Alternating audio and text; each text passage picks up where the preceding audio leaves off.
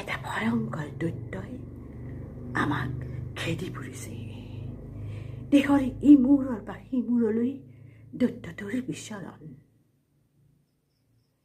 দৈত্যটোৰ নিৰ্দিষ্ট আকাৰ নাই, বৰণ নাই।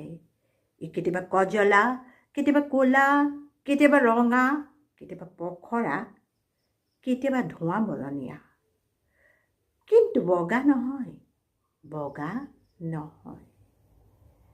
ইয়াৰ নিৰ্দিষ্ট হাত নাই, চকু নাই, ভৰি নাই, কাণ নাই। ই কেতিয়াবা বোবা, কেতিয়াবা কলা, কেতিয়াবা অন্ধ। দৈত্যটোৰ দুহাতত থাকে জুই অথবা আগ্নেয়াস্ত্ৰ, চকুত থাকে ঘৃণা অথবা হিংসা, শিলসম হৃদয়ত থাকে ছাই ৰঙী বদবৰা।